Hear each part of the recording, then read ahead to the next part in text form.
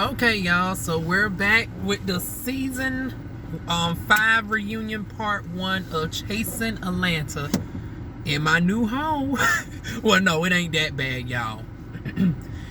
When I mean new home, I mean like my new recording location for the unforeseeable future. Now, this demon says she going back to work now. She said she was going back to work Monday. She said she was going this Friday, so I'm not too hopeful for this Tuesday. And I done got my backdrop and everything. Y'all will see that video coming up sooner or later. I'll probably drop it Monday morning, maybe. I don't know.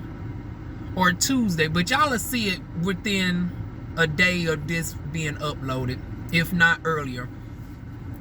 But the good news is it's raining out a little bit, so I got this customized blurred out background, because usually y'all be seeing everything in the back. Not that there's actually anything to see, because if I open up my car door, I'm the only person in the parking lot today. The good thing about it raining is ain't nobody at the pool, ain't nobody playing basketball, so I got to park all to myself, all by myself. And also, for the first time, we're actually, we done an upgrade, honey. It took to the season finale, but that's okay. Season 2 of Chasing LA, honey, I'm coming in hot for y'all, honey. I'm coming in prepared. Well, I told y'all we was gonna bump like this. But,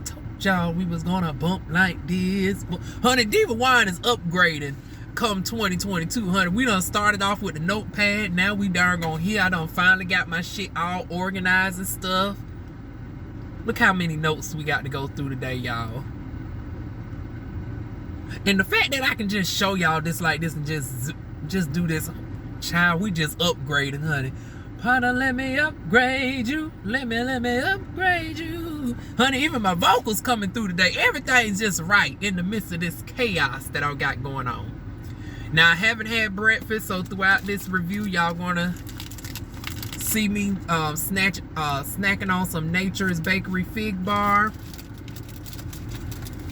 And then we also got our Nicots Lance cookies.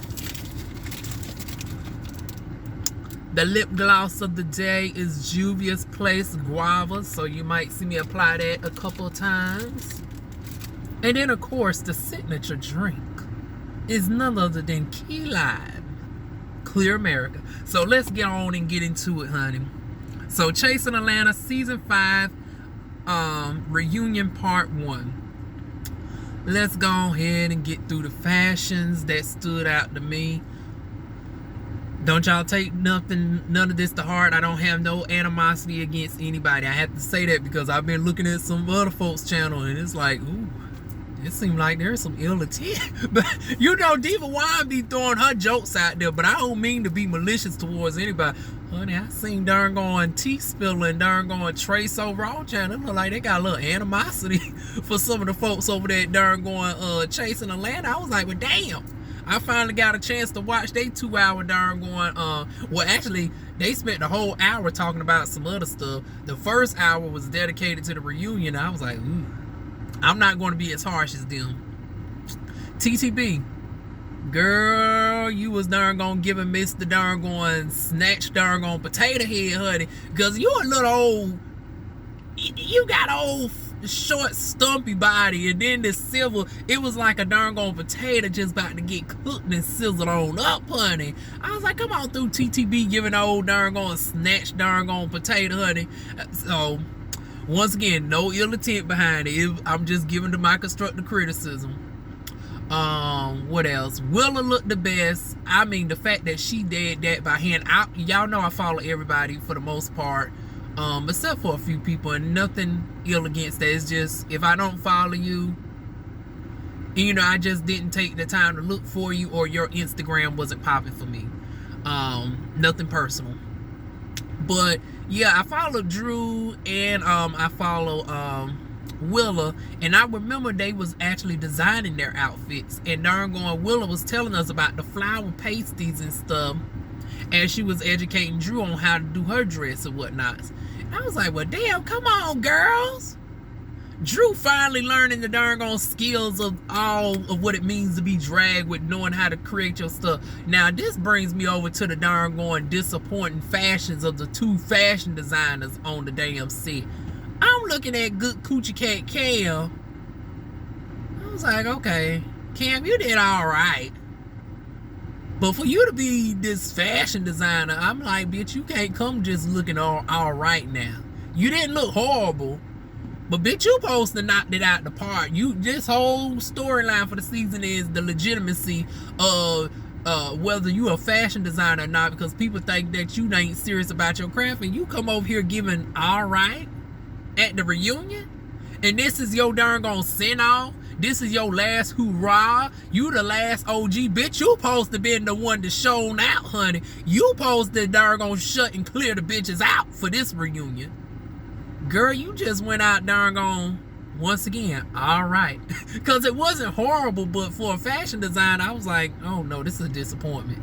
And don't worry, girl. Good coochie cat Cam, you was in good company with your darn on 6'8" darn going Jack and the Beanstalk tall having ass Jay.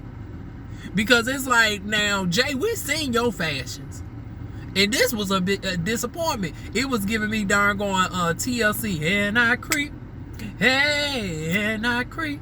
I was like, now, bitch, not you giving TLC darn on tease down to the damn reunion. What was the theme? Because it seemed like everybody had a little something extra going on. I'm guessing the color scheme was purples, lilacs, silvers, and grays. That's what I was getting, because everybody had that color spectrum going on. But it seemed like textures were different, which I don't mind different textures and shit.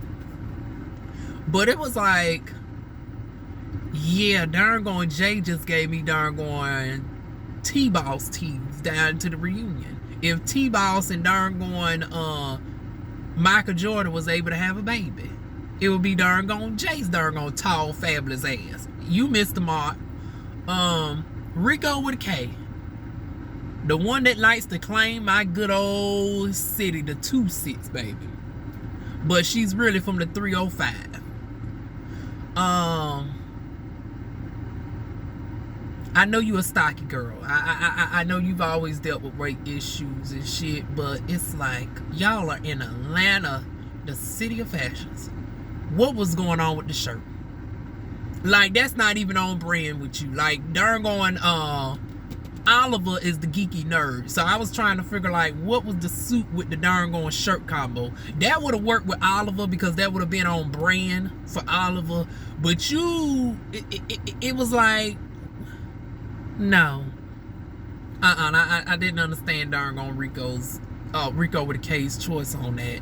It's like, now girl, you could have darn going shown that your body was a little bit flawed and that you a work in progress. I'd rather that you would have did like a mesh number showing off the, you know, the moves, because I don't think you got pics. It's like, you could have did something, like you could have dazzled it up a little bit.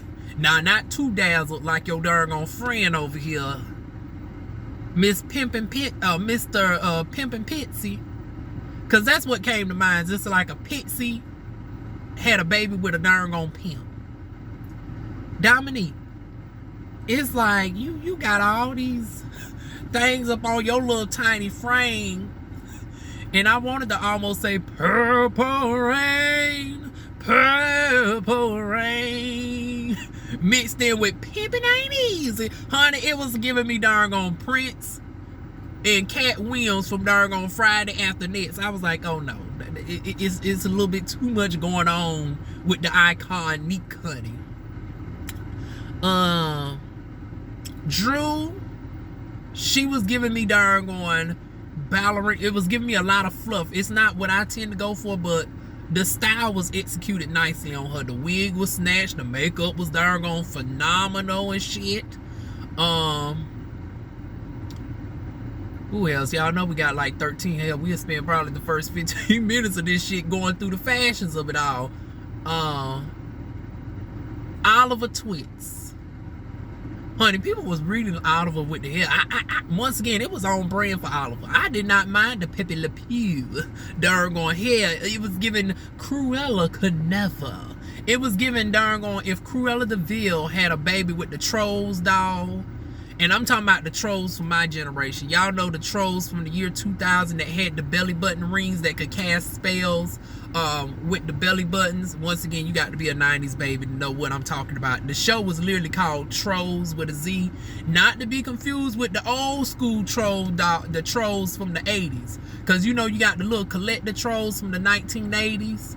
And then you got the Millennium Trolls with the darn going gemstones on their belly button. That what Oliver was giving me.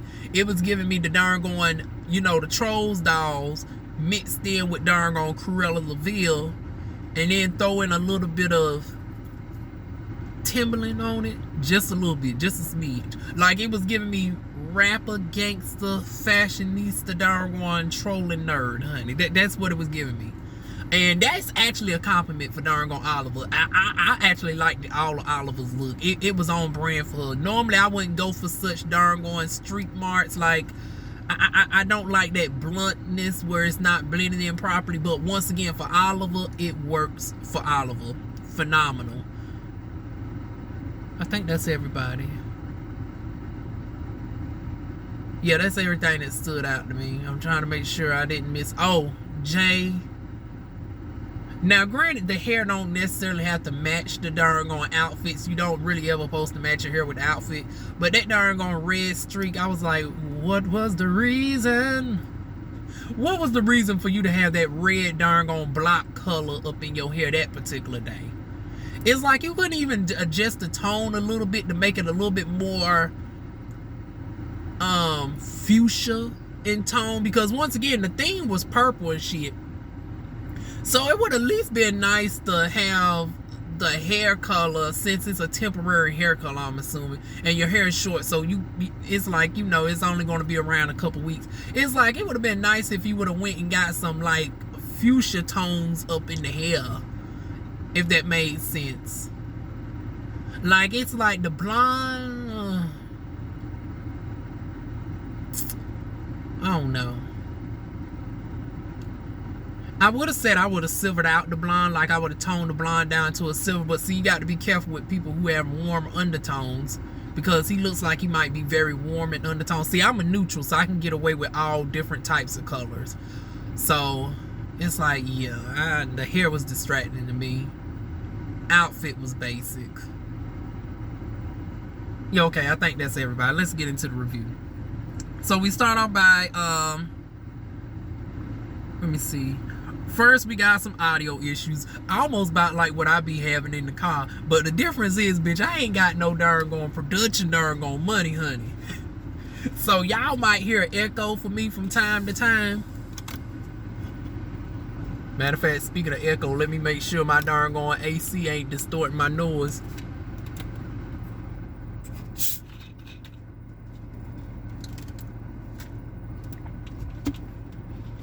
Y'all might hear an echo from me from time to time.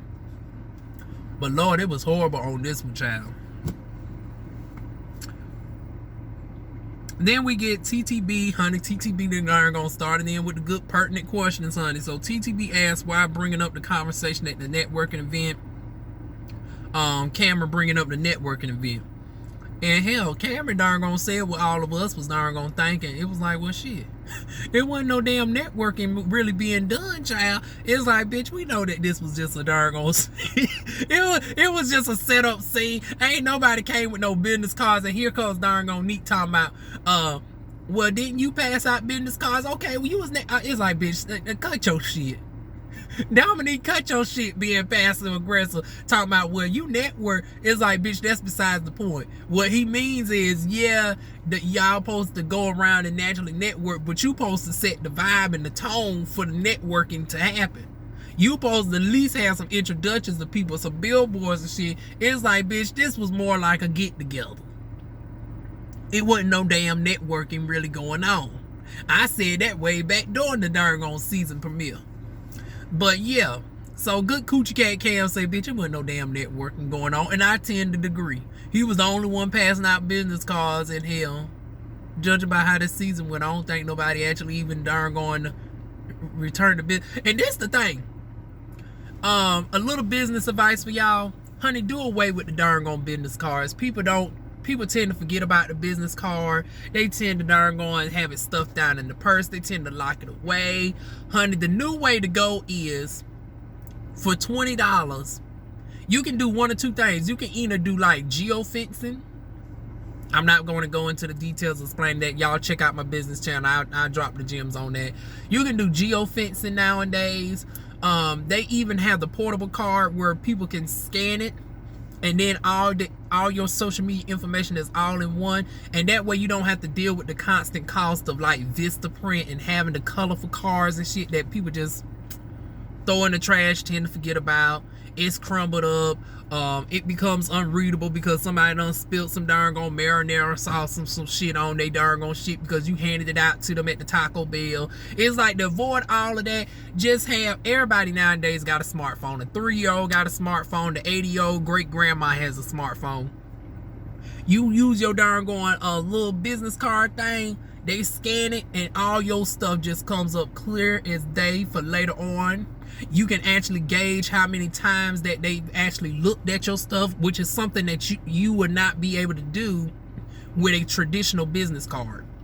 Nowadays, you got these darn mobile card technologies where you can see how many times people have visited your card information, what links that they clicked on and all of that. You can even gauge how long they've looked at certain stuff, which particular stuff caught their interest, and then you can follow up with them and question them on the stuff that they were thinking about, and they would be like, well, damn, I was just looking at this. It's almost like they was reading my mind. Almost like what Google be doing. Google don't be reading your mind, they just be tracking your activity. And you can do that too with your own portable business card. Honey, they need to hire me for a darn advertiser. Someday, one of these people going to sponsor me. Child, I'm tired of giving out all this damn business advice for the free 99. But yeah, good Coochie Cat Cam. Think about it, honey. Go ahead and get you one of those fancy cards. If not the physical card, you can do like a virtual card, like Shuffle Elify, ELIFY. It's tons of them. Just search darn mobile business card, and it'll come up. That's the new age way of marketing.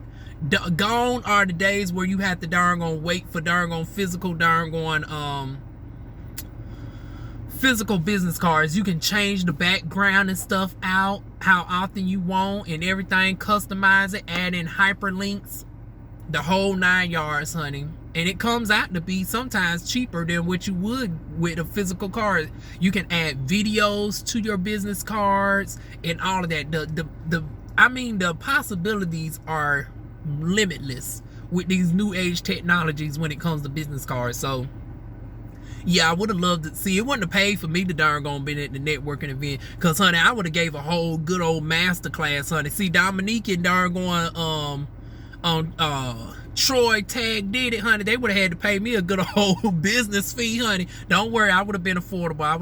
Y'all would have just had to slide me a couple Benjamins. That's it. And I would have taught the whole good old master class, put this business degree to good use, child. But anyways, moving on. But yeah, that's why they discuss the shit at the at the so-called non-networking event. Next we got Jay says the spa day was 50-50 because we was confused. Was it really Jay's event? Because they said it was Jay that rented out the $2 million mansion and all this old big money Jay, all this, that, and the third. And Oliver didn't really get no credit in the beginning. But it turns out it was originally Oliver's idea. That's why Cam was confused. Like, well, bitch, I ain't even know that this shit was yours, because this was supposed to be Oliver's thing. You done came in and hijacked Oliver's shit. So Jay had to come and fess up and pretty much confirm, yeah, it was originally Oliver's idea. I was able to come in on it, and I was like, well, damn, after he kept explaining this shit, I was like, well, girl, you really didn't do much. I was like, well, shit, Oliver, it seemed like Oliver already had the location, from what I'm assuming. So it was Oliver that came up with the $2 million mansion, not Jay. Y'all correct me if I'm wrong on that. Did Jay at least provide the place? Because he said he only had one person there that was doing the massages. I was like, okay, this is confusing. I'm confused. Or as Evie say, I'm confusion. Because I was like, well, damn, this don't seem like no 50-50. If you had one person there, Oliver had like 5-6 people there. But then again, you said you was prepared for Cam to send some sort of letter to you because you had the girls dressed in darn on black robes with the roses on it, and that's why you was really so upset that the color of the roses were darn on red. Because you thought the joke was supposed to be you for scriptedness. I was like, are we for real?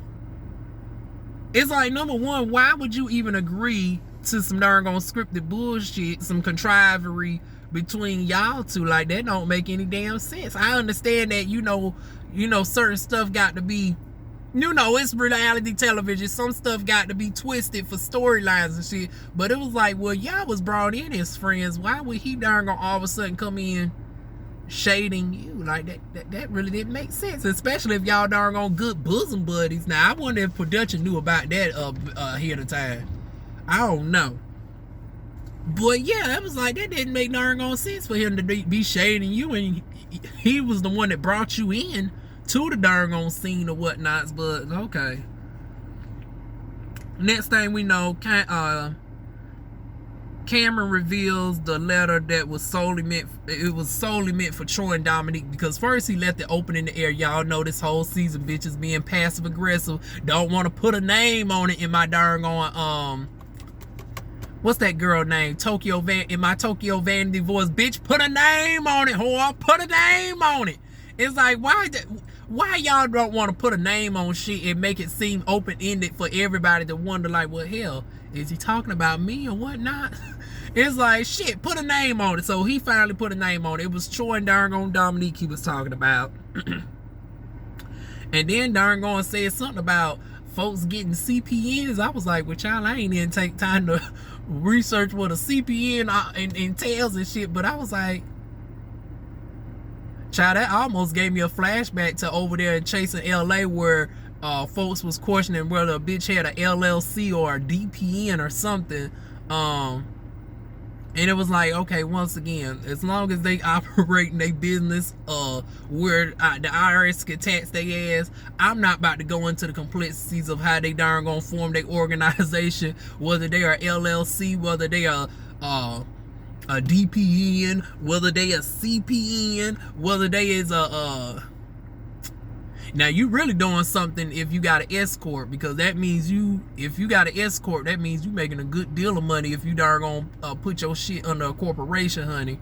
Neither here nor there. Once again, go to my business channel. I tell y'all about what level that you need to be in your business to go from LLC to escort, because that's where you get all the tax benefits and write-offs, is when you get to the level where you can go from LLC to darn gone S corporation. I ain't heard none of these girls talk about they had an escort yet, but neither here nor there.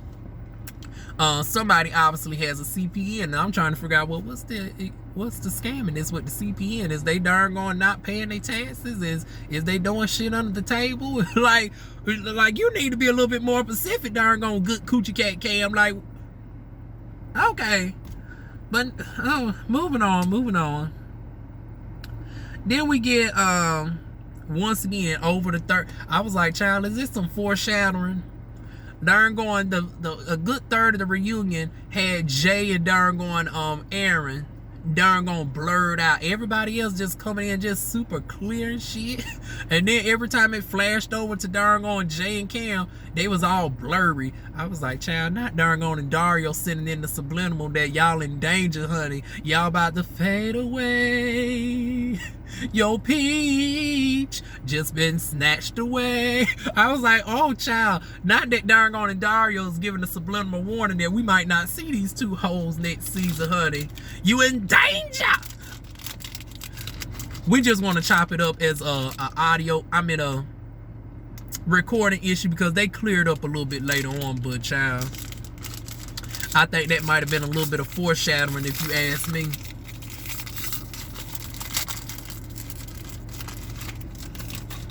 Like I said, y'all, I haven't had breakfast. It's 10 o'clock in the morning.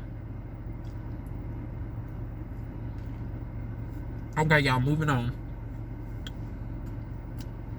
Y'all pay me no mind, y'all. Shit. Y'all know I suffer from Crohn's disease, and as a default, I have darn gone iron anemia. I need my iron, honey.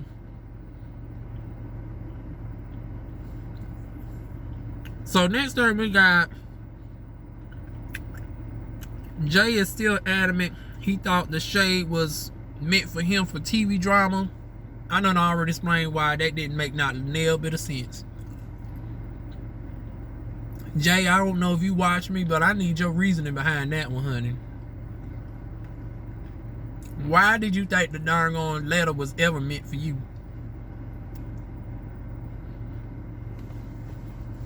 And then he darn gonna try to explain that the letter is sitting on the table, and that's gonna make him seem like he was in on some crookedness with the letter being for other people, right? But everybody was looking confused, like, well, hell, we didn't even know a letter was coming. Except for Rico with a K. Rico with a K got a heads up from darn going Cam. Now, why nobody else got a heads up, honey, remains to be darn on seen, honey. Now, everybody else might explain, but y'all know how editing does. Because I'm sure they recorded for like, oh, that's another thing. We never got a breakdown of how long they recorded. So, Rico Cassadine, how long was y'all in there recording? Because it seemed like, from what I seen that day, because I seen when you actually got out your house, you was dressed up, claiming that you going to the damn taco mat home. Talking about, I'm just going to work. Next thing we know, your ass sitting down at the damn reunion, child. And then a couple hours later, y'all at the darn on y'all at your house with the barbecue and shit. So I'm guessing that y'all recorded for maybe, it had to be less than 8 hours. But Rico Cassadine, you tell me how long did y'all end up recording? Now, if anybody else is watching me, y'all can chime in too. I'm just saying Rico because I know Rico tends to watch me in real time. But anyways, after Jay says him and Cameron were just effing because he got tired of people asking about the friendship thing, honey. Child, good coochie cat Cam ended up pulling the Monique Samuels, honey, and was like, hold on. You ready? You ready? I was like, oh shit.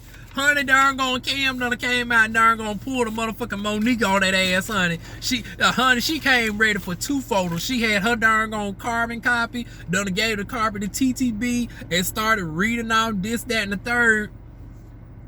I was like, Jay, you just got your ass caught up in a good old lie, child, talking about y'all was just fucking. And then it went from fucking to, oh, we was just cool. You was just cool, but you hang. Now, the darn gone thing is this. Now, I'm going to give him this. You and your mind may not have been friends. Because just because you hang out with a bitch certain times, don't mean that y'all necessarily friends. However, you was trying to go a step above and trying to make it seem like the only thing y'all was doing was fuck, because you just said that, oh, we were just fucking. That's what fucked you up. You ain't never just said, you ain't lead off in the beginning saying that y'all was acquaintances. You said that it was just a darn going, you know, a blow and go, a tossing the salads in the heat of the night. It was just darn going, you stick and move, honey. You wasn't darn going trying to hear, because when other folks said, well, bitch, I done seen you at darn, because I said, well, honey, I done seen you over there at Cam's house quite a few times. Oh no, you only seen me there on special occasion. You only seen me there like 1 or 2 times. But then Cam comes out with all these receipts, and all of a sudden you go from, oh, y'all was just fucking, y'all ain't really hang out like that, y'all only been around each other just a couple times, that's it, to all of a sudden, oh no, we were cool, we were all right. Once again, y'all, I would agree, y'all was never friends. Y'all use that term friends too loosely. If somebody, because for a friend, it's like, if I can't call you up during a time that I'm going through some shit, if I can't darn gonna ever depend on you in a financial hardship or something, if you ain't been there for me in any type of serious capacity, it's like, yeah, some of y'all be using the term friend loosely. So yeah, y'all might not have been friends, but bitch, y'all was at the minimum good acquaintances. That was your good associate with benefits, if you ask me. But moving on. So after doggone Cameron airs him out in the Monique Samuels doggone fashion, then we got, let me see.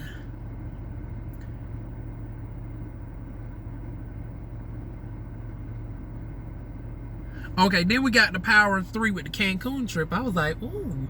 Now I wonder how much, because they said $50 deposit. I was like, well, child, I know it has to be a little bit more than that for doggone Cancun, Mexico, or as they say in the native Mexico. Child, I'm doggone interested to doggone seeing the Power of 3 my damn self, and learning a little bit of business advice from the geeky nerd, honey.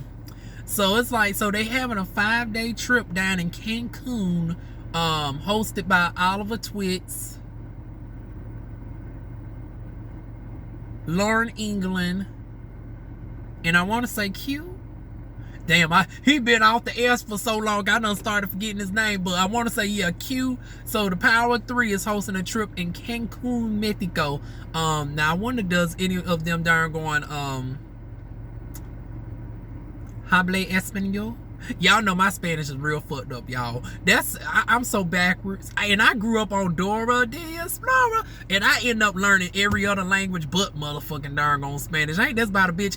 And you know, and the running gag is, my name is translated in several different languages, including Spanish. And then it's like, people naturally think I'm darn on Latina. So they be coming up to me thinking, okay, a bitch darn on is a polyglot. Also, and her name is LaWan. So okay, naturally this bitch can speak Spanish. English, French, Italian, Latin, some darn on Cherokee. I'm going to pick up Kiswahili, and I also want to learn the language of Amharic, which is East African, spoken by Ethiopians. Since everybody keeps saying I darn gonna look like, if it's not darn gonna I'm Latina, people think I'm either straight from the Sudan, Eritrea, or Ethiopia. And I do want to visit East Africa, so it's like, okay, let me darn gonna learn the language of darn on Amharic as well. That's gonna be difficult because it's written in a whole different language structure, so I got to see if they can, you know, give me the wording in the Greek alphabet. But yeah, I don't know a lick of Spanish. I can only count up to 5. I can't even count to 10. That's a shame. And I grew up on Dora, child. But yeah, does any of the Power of the 3 speak more fluent Spanish, child? But anyways, they're gonna be down there for 5 days. Now, granted, you don't necessarily not have to know Spanish, although it will help, child. Cause you know it always be some shit. You know, I be thinking the politics of it all. Now, granted, Mexico don't really be dealing with no racism and shit like that, but it was like, I want to know if a motherfucker darn gonna spit in my drink, like if I darn gonna accidentally complain a little bit too much down to the bar, and next thing you know, okay, we got something for this darn gonna black motherfucker. Like, I need to darn gonna hear shit. Y'all know how folks be talking shit, especially at the nail salon, honey. They be like, ooh, I was like, oh no, I need to darn gonna learn how to speak the language of the people that I'm around, child. But neither here nor there. $50 deposit until July 23rd. Now, I don't know what the fee's going to be afterwards and what the total fee is, but y'all go check out the site for more information, honey. So, moving on from the commercial, then we go to darn Drew Friday is finally brought in because she wasn't there.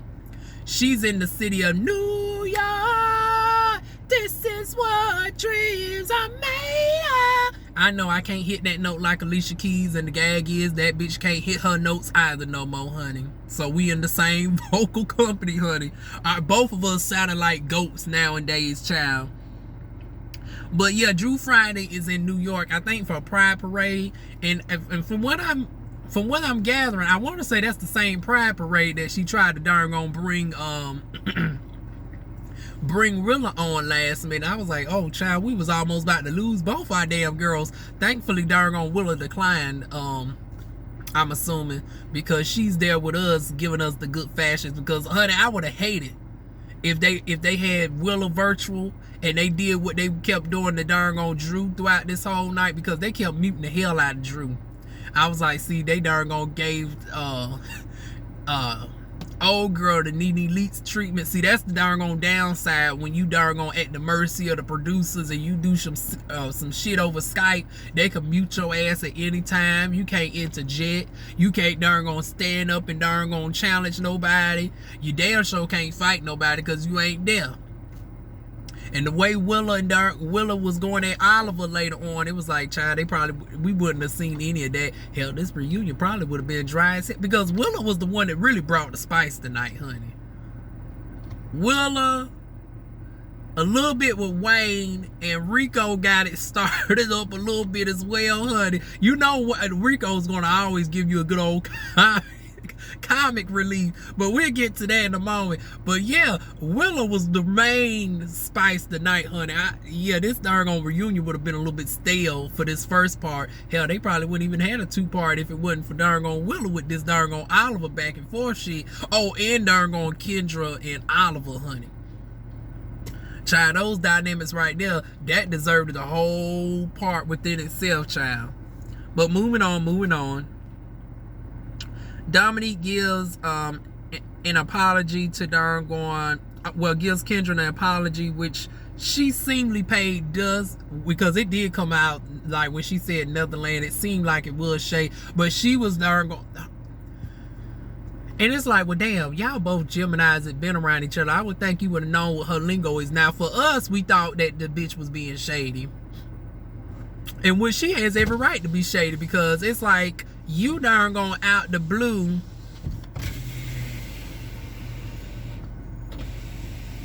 I'm getting some of this condensation off my windows, y'all. But it's like you was the one out the blue insulting her for no reason, unprovoked. And you think she just supposed to accept the shit? She was like, okay, it is what it is. And then, honey, darn on Dominque wanting to call himself darn on barking and darn on doing all the rah-rah. Kendra kindly just shut it down. It was like, okay, I know you. Honey, pretty much she flipped it and did like a Yana Van Zandt. Honey, gave that tough love and darn on just diffused the whole situation like that. I was like, child, Kendra has grown tenfold, honey. The old Kendra would have been ready to go toe-to-toe with Dominque. But, honey, she just kindly darn on just shut that shit down and diffused it all. Like, I was like, but damn. Come on through, Grove. Oh, I didn't even touch on Kendra's fashions. Kendra, gorgeous, honey. That purple up at, see, you really can't go wrong with that type of purple up against Kendra's complexion. See, with me it's a little bit hit or miss, because I'm like a milk chocolate with a neutral. Like, I personally don't think I look good in those types of purples. Like, with me it has to be like a deep tone purple, like what Oliver was wearing. But with Kendra's complexion, because she's like deep chocolate, that lilac just popped up against her darn chocolate skin. And then the green hair. Now, y'all know the colorist in me is always going to take points off of the darn sharp line of demarcation. I get on Nicki Minaj for the same shit, so I'm not picking on Kendra. Now, under normal circumstances, you know, for the girls that like Nicki Minaj aesthetic, it was phenomenal. For me as a colorist, and when I say a colorist, because you know I have to add context, because you know I also talk on the topics of colorism, which is a whole different aspect. I'm talking about colorist as in hair. So as a colorist, I cannot stand that look where people just leave the blonde at the roots, and it's like, no, just do it all. And the thing is this, when you're darker complected, if you're any type of black, preferably, what you do is you actually go a little bit darker at the roots. So it's like you got this minty green it would have been nice if you would have added different tones of green through the hair so it doesn't look one-dimensional and flat. That's the key to making your hair look high-end. That's the difference from making the wig look just basic and plain versus darn on top of the line. Like, the shit could almost be yours even though it's a unrealistic color. Like, I really would have wished that she would have added different tones into the hair. Like, if not a deeper green at the root, transition it out to the mint. What you could have did was also, since the theme was darn on silver, you could have actually smoked the root. You could have did like a level 8 darn on gunmetal smoke from the Gaitane collection. Now, of course, your cosmetologist would have had to do this because I'm not talking about professional hair color lines. But yeah, you could have did like a level 8 gun smoke darn on blonde at the roots, and then transition out into the darn on mint, and that shit would have looked badass, honey. Or you could have went a little bit deeper at the roots, like a level 6 ash, transition it out to the levels of mint, add a different type of like a teal blue with a little fluorescent purple spread throughout, like really create that darn on good color dimension in the hair. That shit would have been top notch, child. But of course, once again, you know, Kendra's learning. As she learns, you know, she'll get access to those top of the line stylists that will get her game together. Kendra, if I ever make it, well, hell, I'm going to make it to Atlanta, but if I make it when you still there in Atlanta, child, I'll do your next darn on reunion here. And hold me to it, girl. If you catch me in Atlanta, go ahead and darn on be like, now, Diva, you said you was going to do my hair for the next reunion. Girl, I got you. I got you. If I make it to Atlanta, I go ahead and just hook you up with your hair for the next reunion on me, child. Because I want to see you win, honey. Because everything else was popping, honey. That doggone dress was popping. And like I said, the hair was alright. But, honey, it would have just been good to just step the hair up to the next level just to clear the bitches, honey. But, yeah, I love how you handled that situation with Dominque nonetheless. Now, moving on from that, we got... now we got Dom starting up with Wayne, which prompts Wayne to give the epic clap back about, like, bitch, you giving me all this darn on hooting and hollering. Bitch, you should have been worried about where your man Aaron was at.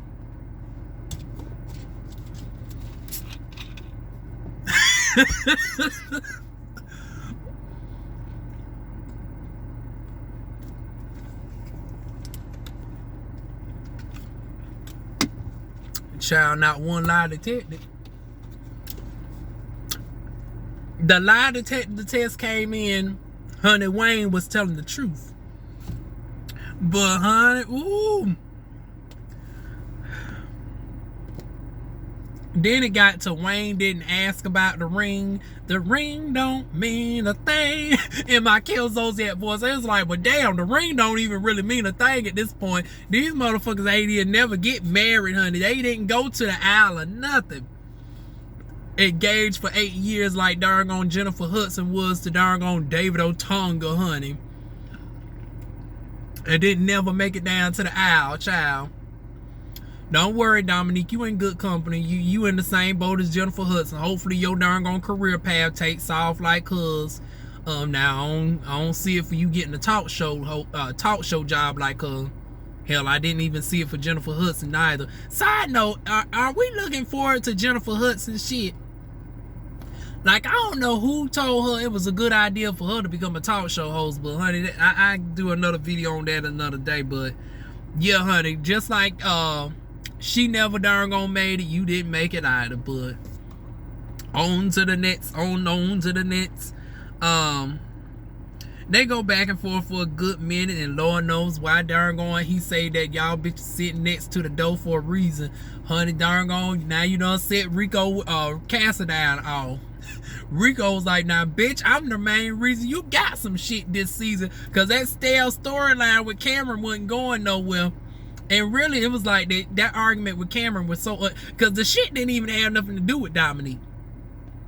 It's like, girl, you interjected yourself into that. when he brought you up, once again, the theme of the theme is all these bitches want to be passive aggressive and talk around the bush. And see, this is the problem when you don't put a name on it directly. When you left it open in the air and then you try to diffuse it with saying, well, where are your friends Dominque and Cam? It's like you only brought Dominque into that to try to lighten the blow, to make it seem like you was just inquiring about where people at in general. But then you was like, well, you only fuck with Dominque anyways. So even with that, I was like, well, I don't know why Dominque's darn gonna mad, because he told you that even then he darn gonna fucks with you. But you mad because your name got brought up in general. Like I said, just coming into season 6, when y'all have issues with people, just put a name on it directly. Don't darn gonna leave it open for other people to think that you have problems with them. Yeah, so like I said, the situation with darn gone Dominque and Cam didn't make not nail bit of sense, because the true issues was darn going Troy and darn going Cameron. It was never darn going Dominque. And then the Aaron situation, we only seen Aaron on camera a couple times, so yeah, he was your storyline, unfortunately, child. Maybe next season we'll see more with the pet spray. Now, Dominque, can you finally come out with one with the cats? Now, I understand that you darn gonna just do dolls, but you know, us cat lovers, because y'all know DivaWuan likes to support all the girls, and I've been able to support just about everybody on this platform but you. I've done brought Ike's music. I done got Kendra shit. I done, you know, Rico's my fave, honey. Rico Cassadine.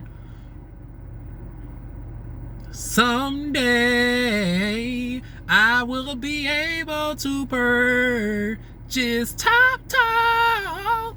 Child, Top Talk is darn gone. We've been waiting for Top Talk about as long as darn gone Kelly Rowland's darn gone Never Weary album. Honey, Rico with a K, you getting on my damn nerves with darn gone being on Kelly Rowland's time, honey. Can you be on Beyonce's time instead of Kelly Rowland? With darn going, you keep saying you coming out with this darn gone album, and it's been like 3 years and we still ain't seen shit. Just like we ain't seen shit from darn gone Kelly Rowland's album. I want to support Rico with a K so bad, but child, he ain't came out with shit for me to support. And then let's go through everybody else. Who else got something going on? I got to check Jay's stuff out. I guess I'll buy me a bottle of wine. I don't drink wine like that no more. Shit, I'm from the hood. I can't darn gonna support you in the fashion sense. So I ain't even gonna lie and say I want to buy a nasty darn gonna dress from you, because it's like, bitch, I ain't about to buy no dress and I'm going down to the Family Dollar for darn gonna crackhead beggars that darn gonna be asking me for some. It's like, no. So, girl, I purchased some wine from you. But who else on here got something going on? But yeah, I ain't darn gonna been able to get, yeah, Dominque, girl, create something for the cat so I can darn gonna purchase something from you, because that darn gonna distract the seed. I don't, one thing I cannot darn gonna support. I don't support the divisiveness. I don't like when y'all be creating the district. That's why I ain't even purchased Kendra shit. Come to find out that she never even released the song. So you was so mad at her for darn gonna creating the diss track, but she still darn gonna was the bigger woman and never released the shit, even though the shit was a damn bop, child. But see, I wouldn't even brought myself to darn gonna purchase it, because like I said, I support everybody on here.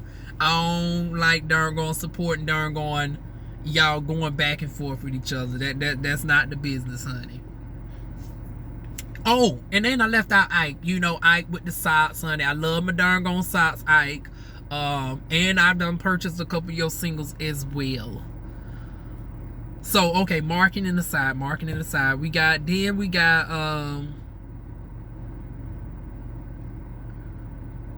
let me see. Dominque tries to question why Rico with a K isn't going. Oh, I got my Ricos confused, because I was like, wait a minute, they darn on besties. What Rico with a K do? Honey, Rico was darn on silent for the most part this whole reunion, except when he had to get Aaron together. But Dominque questioned why Rico followers ain't going up and why he isn't booked. I was like, child, you said that to the wrong bitch. You could have threw that read out to quite a few of the other girls, honey. Child, quiet as a kept, you could have threw that darn on read out to darn on Rico with a damn K. That's probably why I darn on accidentally put Rico with a K's name down there, because my mind couldn't even compute darn on putting not working and not booked with Rico Cassadine. Now, my mind, because once again, I'm a Capricorn, so I'm naturally programmed to think logically. I don't know how to, you know, process illogical shit. And what he said about Rico Cassadine was illogical. I was like, child, honey, darn going, Rico is the most busiest bitch out of all of y'all. The only one that I can see giving Rico Cassadine a run for his money is darn going Oliver Twits. Because Oliver Twits has to do all the things with T.S. Madison. She's on the T.S. Madison Experience on ReTV. She does the back stuff for darn on the T.S. She's on Fox Soul. She works with Funky Dineva. She works with Dr. Heavenly. She got her own thing going on. She got a... Well, hell, we need a little bit of update on the seasoning now. Someday I would justify that purchase, Oliver. I wanted to purchase that seasoning so bad. But I cannot justify right now spending $26 on a thing of seasoning. Now, I know you give the girls a good bit for money, but it's like, bitch, I don't do that much frying in the world. You know I'm trying to eat healthy and shit. It's like, I can't justify purchasing that damn much seasoning. Like, can you come out with a 12? You know, can you come out with a $12 one? I know that might be a little bit hard because, you know, as a small entrepreneur, you know, you got inventory costs and shit. But, honey, let me know when you can come down on that price of like $12, $15. Ooh, $20-some, and that's not even factoring in damn shipping, child. Once again, I purchased a single from you, honey, but true, dude. That's seasoning, baby. Ooh. But yeah, Rico Cassadine not working, child. Boo, honey. He was on one time. Was on 3 shows at one time. We had darn on Web Live. What? Well, granted, Web Life didn't go nowhere, child. That wasn't Rico's fault. I don't know what happened with them folks over there. Now, this the thing. Y'all need to do like in Dario. Honey, I ain't never heard in Dario saying he had some lost footage and shit. Honey, we have darn on other folks getting their shit darn on stolen left and right, from Gemini Films to, who was the other one? The folks over at Web Life talking about they footage got lost and corrupted. G Status, the other person that had a mental breakdown. It took them months to get the footage out of his ass. I was like, child, y'all need to get y'all shit together. But we seen Rico over there on A Connections TV. We seen him on Web Life. We done seen him on the Circle Atlanta. We're gonna move off that, honey. But yeah, we done seen him on the Circle Atlanta, and now he's over here on Chasing Atlanta. So it's like, honey, Rico Cassadine done made his rounds. Dominque, quiet as a kept, we only know you from darn going Chasing darn going Atlanta. Like, we don't really know you from anything outside of darn going Chasing Atlanta. So the only reason you really booked and busy, and once again, I'm just saying this from somebody outside looking in who's neutral. Don't say because I'm cool with Rico that I'm coming down on you. But girl, just true T, I don't really see what you be doing, and I follow you on social media. Child, it looks like this is your darn on, you got all your eggs in one basket with darn on Chasing Atlanta. Now, if you feel free to tell me something different. Now, granted, you did branch out with the darn on with the dog perfume spray, which once again I want you to come out with one for the cats. But child, we ain't even heard no more of that. And even Oliver said later on, it was like, ain't none of y'all was smart enough to buy no advertisement space for Chasing the Beat. It's like, this was the time that you could have brought some commercial. Hell, even throughout, you brought that one commercial during that episode that you showed us the line, and we didn't see no more about the darn on dog spray. So, honey, Oliver gave y'all a good lesson about consistency. It was like, child, this was the moment that everybody should have been plugging in their shit, and ain't none of y'all plugged in nothing. Now, granted, Rico Cassadine ain't got to plug in shit because, honey, Rico makes his moves everywhere, and Rico actually communicates. He's one of the only people that actually engages with the audience, so he can get away with not darn going purchasing the ad space because he's darn going constantly developing a connection with the viewers. The rest of y'all don't do that like that. Y'all just start y'all Instagram lives up, but y'all don't be engaging like Rico Cassadine be engaging. So yeah, I'm with Olive on that. Y'all should have been purchasing some darn stuff to get y'all shit up out there. But yeah, honey, Rico Cassadine don't work, girl. But you tripping on that one. Then we got Willa calls Oliver out, and he responds his intent was never to start up fight, to get no fight started, because Willa was like, girl, pretty much you the pot stirring bitch of the situation. Like, you would go ahead and night some shit up and get the shit started. And I see what Willa's coming at with that. And yeah, Oliver, I commend you for always taking the high road, even in the situations that warrant you darn on kicking ass. Cause honey, I seen that season 3 where old boy pulled that taser out on you. It would have been like, oh hell no. Hell no. No. Hell no. Ooh. Honey, that was the moment that you should have had some darn on mace and darn on maced his ass. Or go ahead in the kitchen and got a broom and knock that taser up. Well, no, let me say the correct term, because he didn't have a taser. He had a stun gun. A taser reaches out and touch you. A stun gun, because I had to give y'all the education lesson on this when I did the heights. But when he had that stun gun, honey, you could have easily knocked that stun gun out of his hand and commenced to whooping ass. But Oliver has taken the high road time and time again. Even when Kendra bopped his ass with that damn bottle, I still cannot get over her ass. Y'all.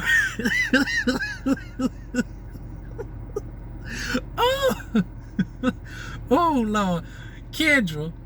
Child, I just had a flashback. Kendra got that damn chair, and I don't know who she knocked upside the darn on back right, but it didn't work, honey. She darn on threw the darn on chair at somebody. Oh, as soon as that person turned around, honey, there goes Kendra on the motherfucking ground talking about, oh! Oh. Now y'all gonna know why I'm laughing, because it ties into a little bit more of a serious subject with Willa, with her situation with Ike, right?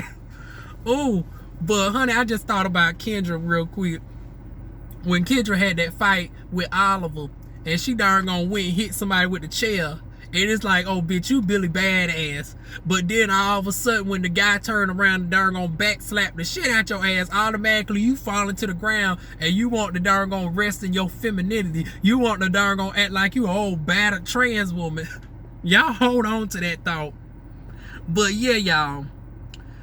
Ooh. Willa is calling out darn on Oliver on the bullshit. And darn on Oliver gives a darn on good old politically correct darn on response to the battle. And then we get oh,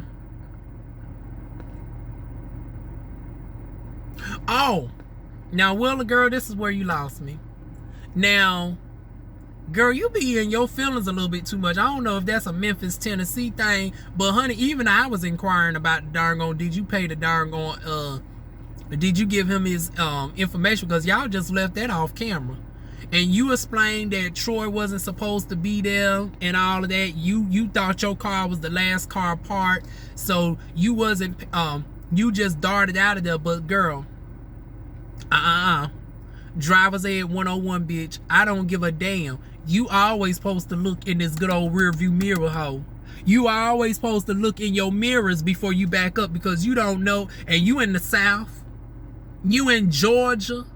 You don't know if it's a possum behind your car. You don't know if it's a raccoon, a stray cat, a dog. You know how people's dogs just be, especially them small dogs, in the heat of the night just be darn on running around in the street and shit. You always supposed to check your rear view mirrors to make sure your coast is clear before just darn on darting out under any circumstances. So yeah, girl, I can't even give you that talking about, well, his car ain't supposed to be there. I don't give a damn. You supposed to always check your damn rear view mirrors, and then you want to get up in your feelings because people ask, did you provide the insurance information?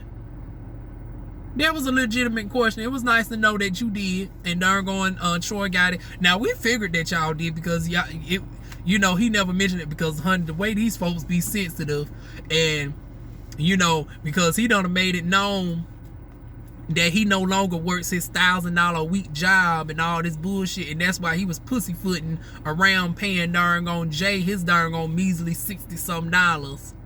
So it's like you over here fucking up his darn on car. Honey, best believe darn going Troy would have darn on bitched and complained and yelled, and it would have been a Troy versus Willa if darn on Willa didn't provide no type of information or offer to pay for it. So we knew it, but it's nice to get clarification, you know. But yeah, y'all. What else we got? Okay, let me take a little bite of this. I told y'all this was going to fix to be an hour and some change. Hold on, y'all. Because I'm sorry, Willa, this is your time, honey. We done made our rounds to everybody. I done had to address Dominique. I done addressed Kendra with the hair. Girl, this is your time. Don't worry. Everybody's going to get it from me by the time it's all over. I'm going to give some tough love to everybody, and then we're going to bring it on home with some love. But girl, what you said next irritated the fuck out of me as a trans woman.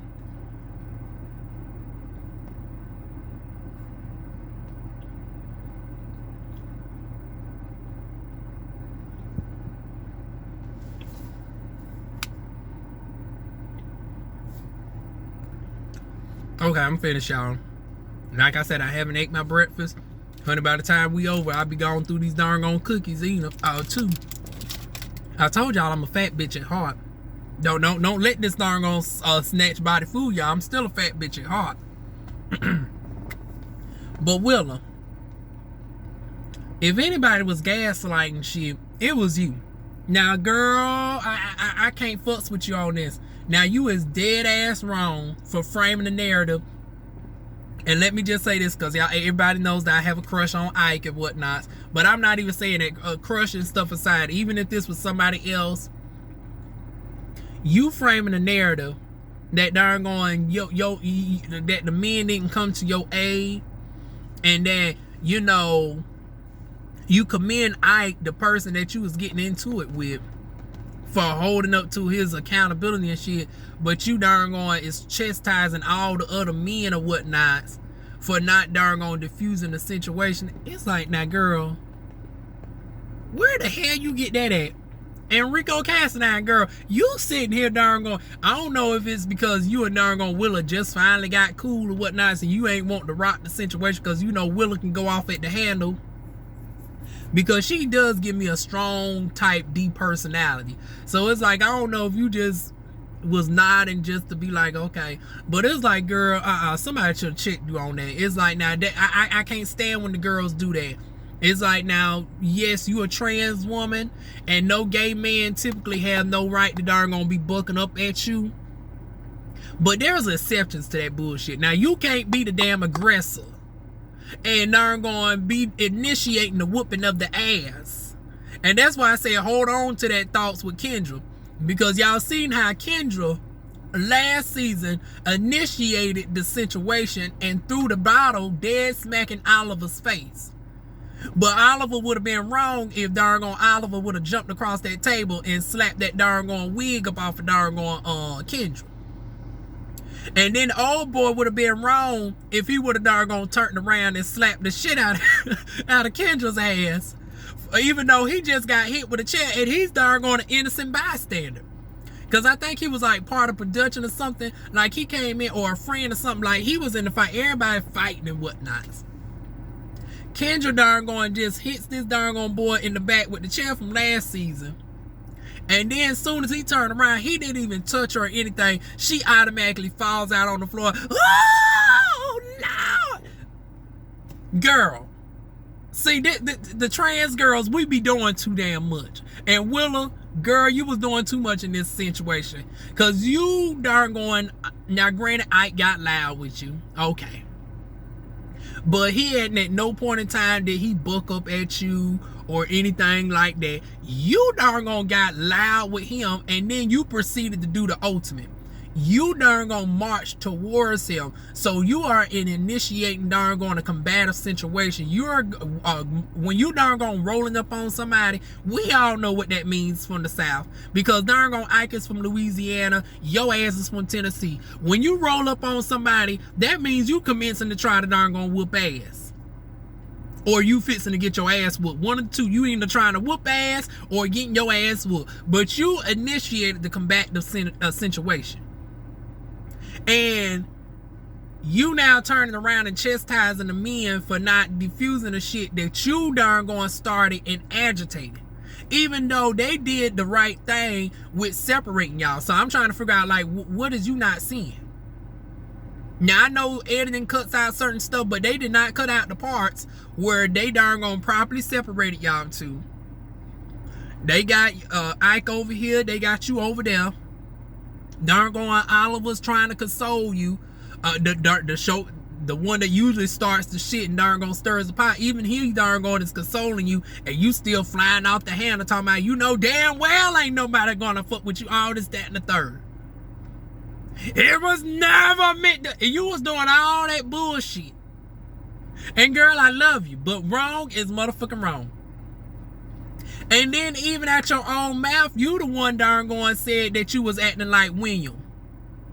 So it's like, girl, you open up the door for people to misgender you soon as you made light of your situation and said that you was acting like William. Now, I wasn't one of the girls, because I don't like because Lord knows, with my darn on early transition and having self, my deep raspy vocals, this darn on Adam's apple, these flat as Pt1 Nyong'o titties, honey, I be a little bit irritated when the girls be misgendering me.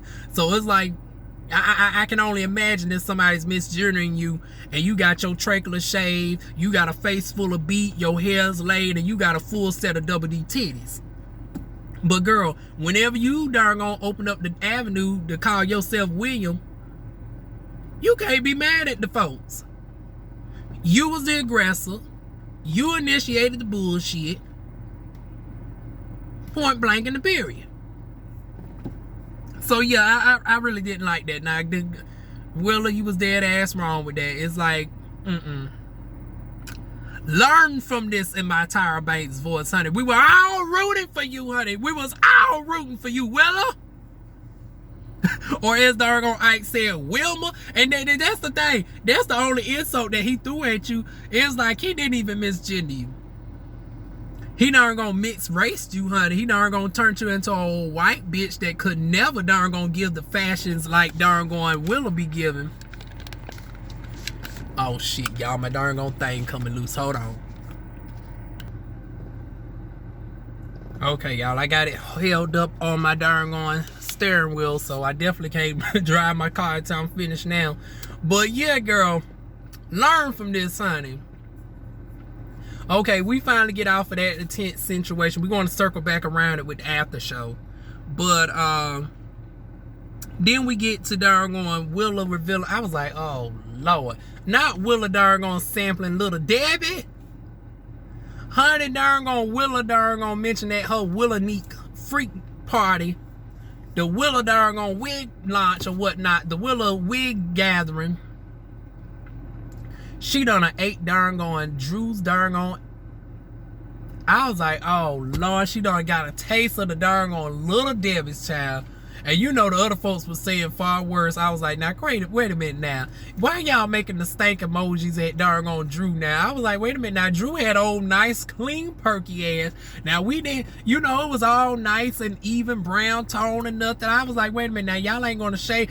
I don't think she's giving toxic cakes now. She had her own nice little set of Little Debbies, but I wasn't expecting the darn lesbianic experience, child.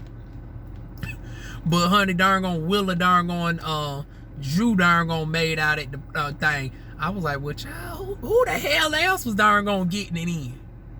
I was like, well, hell, this whole set got some sexual attention. That's why y'all really upset with each other. Honey, darn Willa, you pointing out Jay and Cam situation.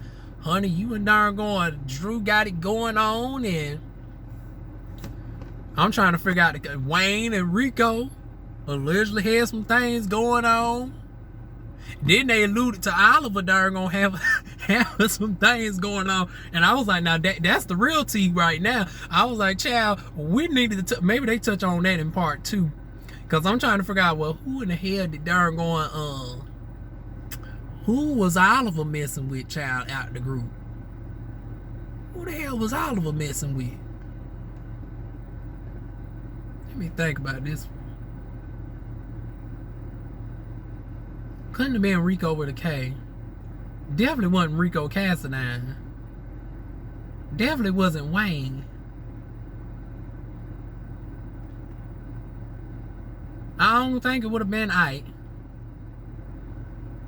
Jay is too close for comfort with the darn on Cam situation. I don't think it was Cam. Honey, I'm doing some serious process of elimination, honey. He didn't, it couldn't have been either of the girls.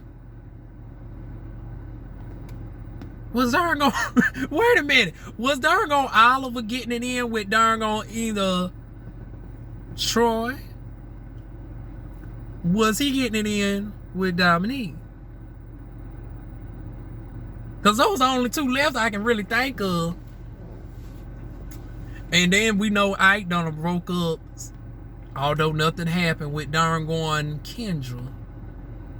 And darn going Kendra and Drew. Child, if this ain't some darn on orgy type mess, I don't know what the hell is, child. Then we got, what else we had? Willa explained why she was irritated. Okay, I would have been irritated too. Like, she asked for the darn on list and stuff, and first people acting like that darn on they was gonna create a list because, once again, production shit, the artillery and stuff. And then when she get to asking for the list, all of a sudden people said that they was gonna fend for their own after she started making the damn list. That shit would have pissed me off too. And then you want to talk about washing ass if you was the only bitch that had to travel 4 hours, and we all darn gone sweaty and tired. We done went and traveled from darn gone muggish ass darn gone. Now granted, this was the winter time, so when nobody, y'all didn't have to deal with no heat or nothing, but it's like, well, shit, I don't know. Y'all know if Georgia is anything like North Carolina, honey, it can be 90 degrees on Christmas Day. So it's like, y'all probably still dealt with some muggishness from Georgia, and then you go into Tennessee. Yeah. So people was ready to wash their behinds. Some folks was ready to go to sleep. Oliver had the brilliant idea of, honey, why couldn't we do Instacart and just spare all this bull? But once again, you can't break the 4th wall because production wants y'all to talk shit down to Wally World. You know, a perfect segue to go ahead and drink my Walmart drink, honey. Clear American.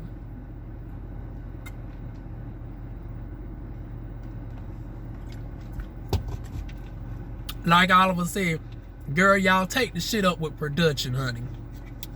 Darn on production, darn on contrived all this bullshit. Then we got, what else we got?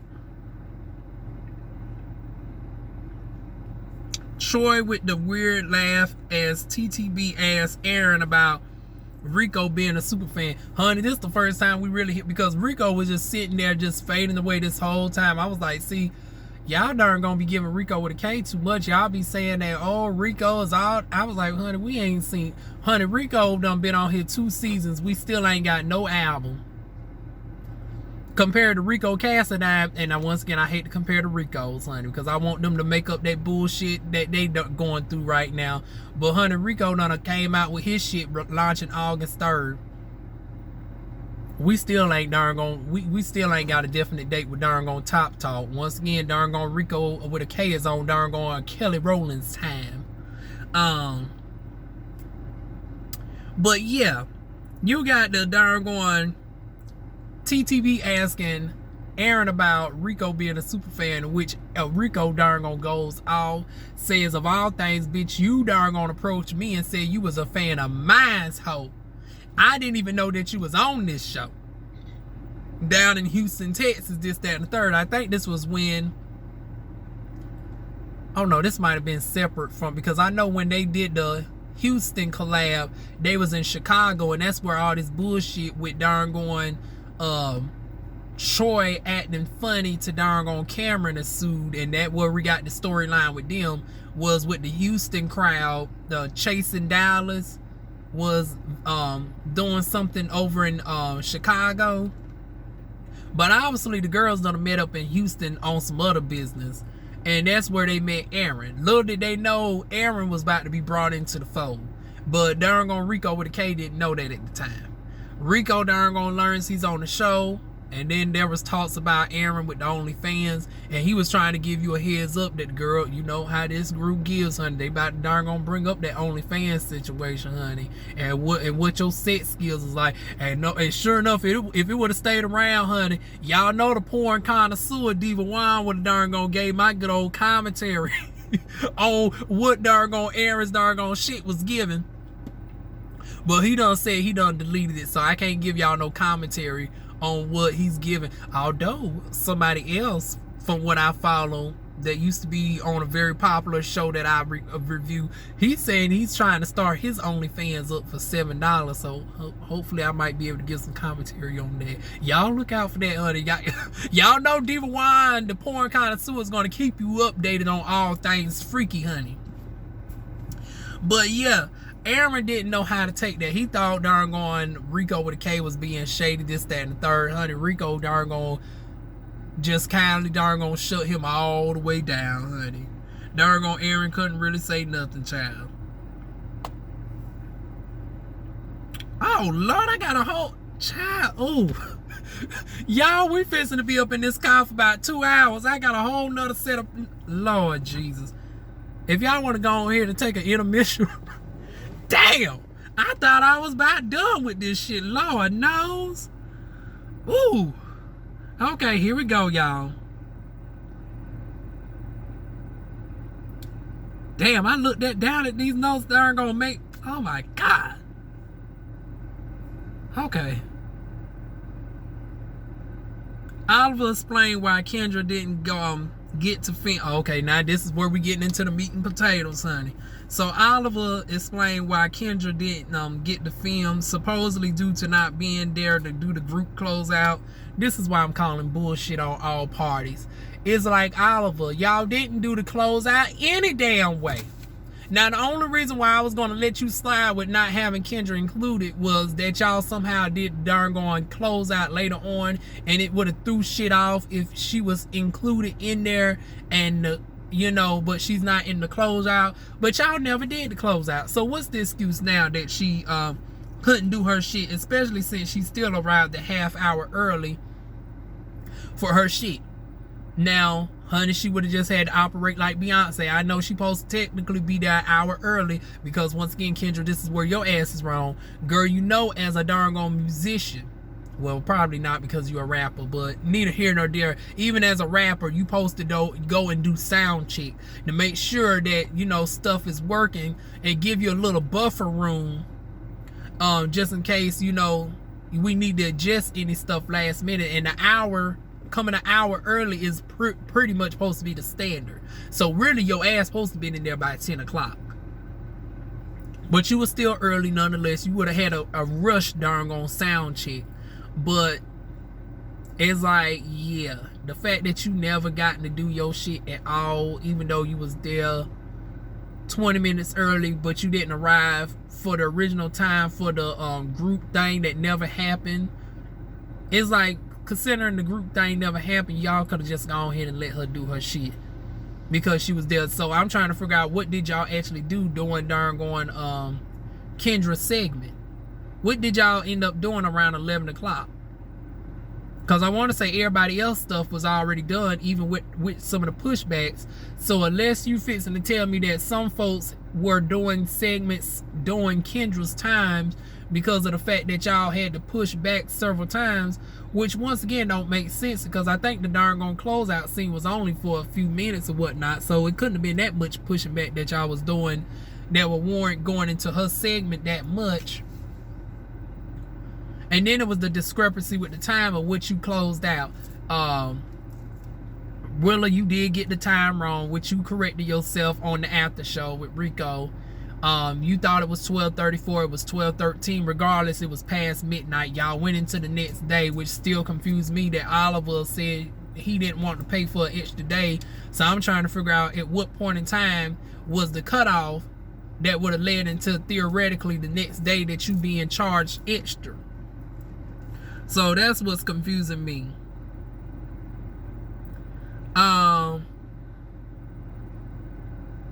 Then we got, honey, the infamous darn on TTB trying to cut to the commercial. And I say infamous because this shit, y'all know I'm an OG View watcher. Y'all know I love the View. Although the past couple years it's gone to shit. I couldn't stand none of when Meghan McCain was there. And even with her gone, it's like the show, it just haven't done it for me, honey.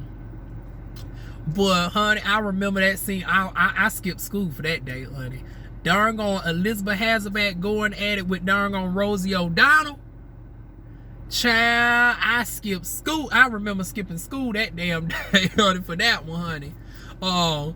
Soon as because I want to say, I don't know what caused me to skip school, because I used to skip school all the time to watch my soap opera Passions that used to come on around the same time frame, but they end up moving because the year was 2006 and they just got canceled from NBC. I remember I had to rush and end up switching to direct. This is how much I loved my soap opera Passions, which just celebrated their 23rd anniversary. They got canceled in 2006, but they came back on to darn going direct TV. I ended up switching to direct TV, getting in a 2-year contract just to watch my Passions. And you know, I skipped school to watch and honey, this was when the shit was going down with Elizabeth Hasselbeck and darn going Elizabeth Hasselbeck and Rosie O'Donnell. Rosie ended up leaving, and that's what brought in Whoopi Goldberg. Whoopi Goldberg was the replacement for darn going Rosie O'Donnell, child. And when they was going back and forth, and Joy Behar kept trying to cut the commercial, honey, darn going Woz was like, not now. I'm going to clear this bitch today. That's what this was giving. Every time TTB tried to cut the commercial, Oliver was like, bitch, I've been sitting here pressed this whole time. I've been irritated this whole time with this motherfucker, with this darn on blouse. Honey, I'm about to get Miss Good darn on feminine blouse together today in my T.S. Madison voice, honey. Honey, Oliver had time today. He was like, bitch, own it. You darn on fucked up the shit. But honey, ooh, child, that was a good kiki to me, honey. And then Wayne, you get caught up in the lie saying Oliver didn't reach out to you regarding darn going, oh, I'm done misspelled darn on Kendra. Hold on, let me correct that real quick. Typing too fast. So you end up darn going getting caught up in the lie talking about Oliver never reached out to you regarding Kendra. All this, that, and the third to submit the footage. And it's like, why is he telling that lie? And we even seen that night that he said, well, you know, if y'all want to submit y'all footage, y'all can. So even on the season finale, we actually seen Oliver tell you that you and Kendra could submit darn on footage. So once again, you just got caught up in a blatant lie. And then on top of that, darn on Oliver had darn on text message receipts showing all the times that he done reached out to y'all. And ain't nobody darn on responding. Now, Kendra, I understand that your manager fucked up, but girl, you fucked up yourself too, because it's like this ain't no random business transaction. This is a situation where y'all are all friends, y'all are all in the same city, and once again, the running narrative this whole season, all y'all bitches know each other's phone numbers until it's time to know y'all each other's phone numbers. All of a sudden, we don't know how to act like to pick up the phone, but Oliver was like, now, bitch, I ain't one of the girls. Honey, don't group me into that darn on Troy, Cameron, and darn on Dominique situation where I don't know how to pick up a phone, because bitch, I've been texting. Ain't none of y'all two hoes been responding. So yeah, I got to look at y'all with the side eye on that one, honey. Oliver came through with her receipts. Y'all ignored the receipts. I still don't know why y'all wasn't even at the darn going planning that everybody else was at, minus darn on Drew, because, you know, Drew was in the car accident the night prior. But we still ain't got no legitimate excuse of where was Kendra and where was Wayne. Because if anybody should have been there to learn about stuff ahead of time, it was y'all. So, yeah, y'all both dropped the ball on that. Now, the only thing I'm irritated with darn on Oliver is, now, Oliver, you could have, since she was already in makeup, she was already ready. She was arrived in her time before her time. It's like you could have just let her go. And if any errors would occur, she would have had to do like Beyonce and would have just had to keep it in the clip. Y'all know how Beyonce, she only had, back when Beyonce had a budget with B-Day when she was on the Sony Music. If you peep the darn going song Get My Body, where the earring drops out of her ear, the reason why they kept that in the clip was she only had one take. She could not do no multiple takes. That's why we didn't even get a full video for Kitty Cat. If anybody got the video, because Beyonce is the queen of visuals. She was doing the shit way back in 2006 with the video collections of her darn on music videos. We only got a 59-second video for Kitty Cat, but the darn on song is 4 minutes long. Because once again, time restraints. She could only tape darn on Get My Body one time, and then the darn on earring dropped in the darn on video, and she had to keep it moving. If something like that would have happened to Kendra, honey, she would have had to do like Beyonce and keep it moving. But the fact that you didn't even give her the chance to even do that type of situation, that's also what's irritating me. The second thing is, if the producers were willing to stay over and the only issue was just the form of payment, since she's already dressed, why didn't you give Kendra and Wayne the option to pay the producers to just stay over so they can darn go ahead and do their segments? They could have stayed until 1 something in the morning. Everybody, it wasn't no need for everybody else to be around for her. Like, everybody else could have still went home. They don't have to stay around because, Kendra, you do have to own up to the fact that you came late. And Wayne, yeah, you dropped the ball, girl. And yeah, I understand you don't want to throw your artists and shit on the bus. You said you notified as soon as you found out. But the fact that you found out as soon as you got there, you didn't know in advance. You talking about you arrived on time, but your artist didn't arrive on time. Your artist was only about to arrive. You know, you calling her, but it's like, well, shit, she at the mercy of the makeup artist now, because once again, this shit's stuff that should have been known days in advance, not darn going an hour prior. So now you put Kendra in the awkward position where, do she come there on time with no makeup, fucked up, you know, her situation fucked up, or does she wait a little bit longer, especially since her darn on actual time is not until 11 o'clock. So once again, this is where everybody played a part in dropping the ball. Oliver, you should have darn gone allowed them to darn gone pay for the extra time. Wayne, you should have been more so up to date on your managerial game. It seems like it's starting to become a conflict of interest, because it seems like you low-key salty that you didn't even get to do your independent segment because you keep being viewed as being in a duo with Kendra. It's like, but you have now established that you're your own artist, and if you're your own artist, it now stands, why wasn't you able to actually do anything? And you actually did arrive on time. So even though you are acting in capacity as manager, you also is doubling up as an artist within your own right. So Oliver, I do have to now ask, why wasn't Wayne able to do his own segment, considering that y'all know that he's his own artist?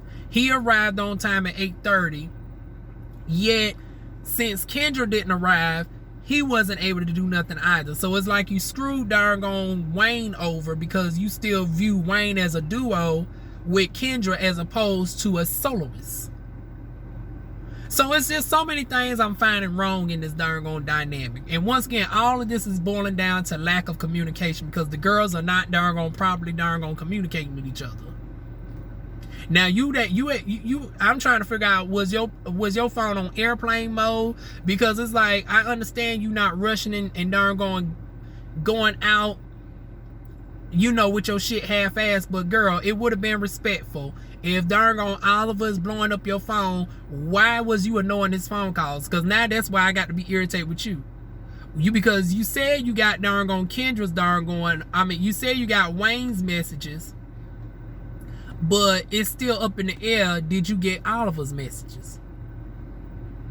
Why conveniently that you was not responding to Oliver and just saying, hey, I just found out this last minute, darn Wayne is telling me that I'm supposed to be here at this time. I'm darn sitting in makeup.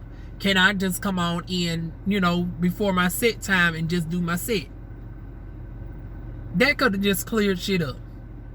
Especially since they never did the group darn close out any damn way. But the fact that you failed to communicate in any capacity with Oliver via text, via FaceTime, like, I'm trying to figure out, it's not like you was getting a facial with your darn makeup service where you couldn't see. It's not like they put a gold mask on you where your eyes was covered. You had the cucumbers and shit that where you couldn't have darn text Oliver or darn FaceTime Oliver, called up Oliver on the phone, had the Bluetooth in your ear or something where you could have communicated and say, hey girl, I'm not going to be there during the darn 9:30, but I'm going to still arrive just in time for my set. Once again, communication is key.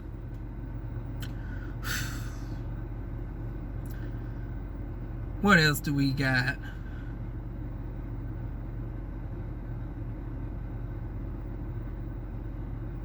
That's about everything as far as the reunion. Because once again, we closed out with that, with Oliver and Wayne going back and forth. And once again, all this boils down to miscommunication. Now, the rest of my notes is all dedicated to the after show. So if y'all want to dip at this point, it's understandable because this is the longest that I think I've ever done for Chasing Atlanta. I usually only have just little miniature points, like 2-3 minutes for the after show, but honey, the after show was hosted by Rico and Willa. And honey, it was and y'all know the after show is 2 hours and some change, always longer than the show itself. But honey, they was hitting on so many different points in the after show. I got like about a good half hour probably worth of notes for the after show. I'll probably timestamp this video for convenience purposes for people who is watching this after the premiere. But yeah, y'all, let's get into the after show, y'all. Oh, but before we get into the after show, honey, seating arrangements, final thoughts.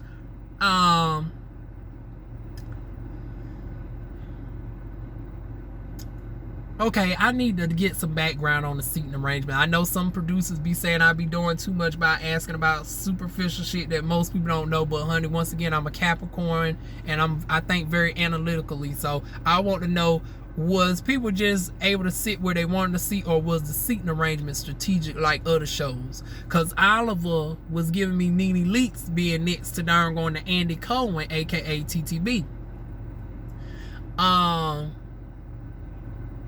But see, this is what throws me off, because I want to say Troy was sitting directly on the front seat from on the closest towards TTB, and I was like, I don't know how I feel about that. Willa was sitting, both of the girls was sitting in the middle. I was like, well, child, the way they storylines were bumping, honey, Willa should have probably been seated towards the front, across from Oliver. Or if not Willa. Okay, see, this is where it gets confusing though, because then Dominque is on the same side as Rico Cassadown further back. It's like, this is an awkward seating arrangement. Usually they put the people who had issues with each other directly across from each other. So really Rico should have been on the opposite side.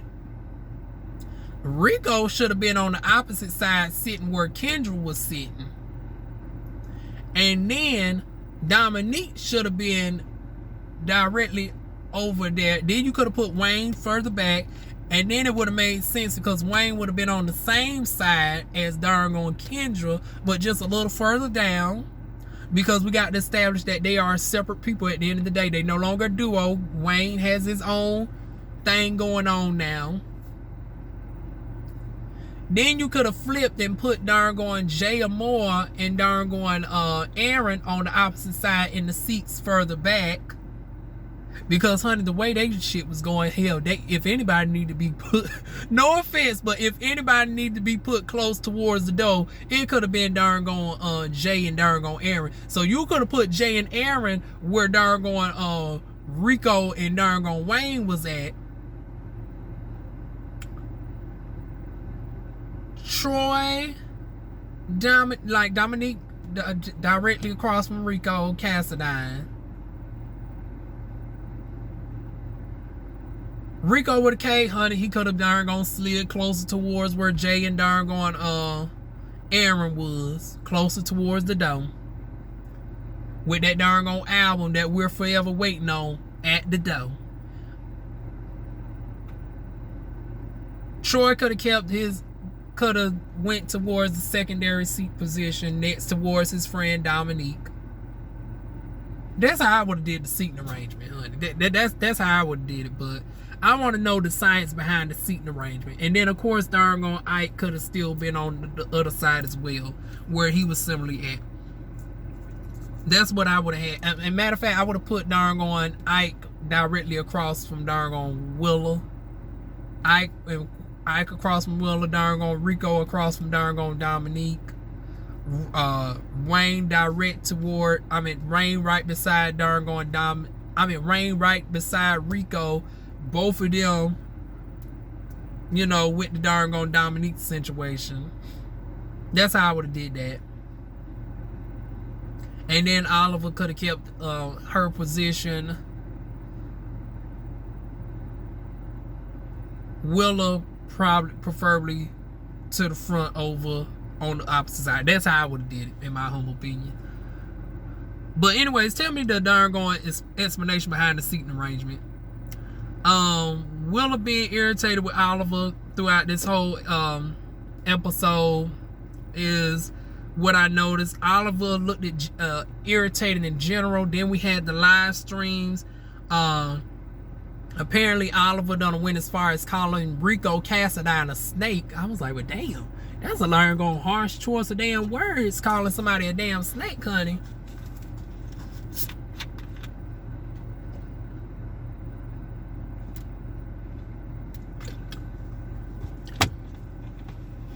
Then Rico went live and darn gonna mention they done already talked it out. Then we got Oliver felt like nobody stuck up for him during the darn on situation with the Wayne and Kendra, and nobody really didn't need to stick up in that situation. That was a situation where all of y'all, I done told y'all, it was miscommunication. So y'all take the L on that, child.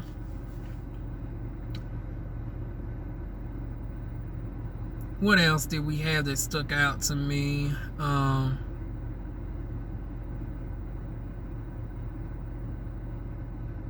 Now, I will say this. Now, Rico Cassadine.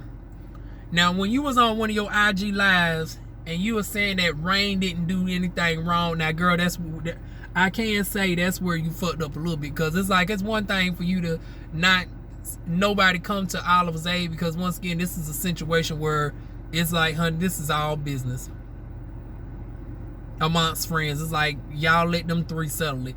But girl, when you chimed in out of friendship on your IG live and said that Wayne did nothing wrong, that did inadvertently imply that darn Oliver was in the wrong. So if Oliver looked at that previous live stream first, I can see where Oliver would be irritated with you. Now, I don't think you meant it like that. You was just darn you know, trying to defend Wayne because people were beating up on Wayne a little bit too much. I'm just giving a constructive criticism. He was dead smacking the wrong, but he was in good company because all three of them shared some of that blame with that bullshit with Kendra not being featured, nor darn on Wayne being featured. Very similar to how Sydney cares for Monique. But it's like, it's certain things that you do that makes you a wonderful husband, but not such a good business manager, and it's time for you to part ways.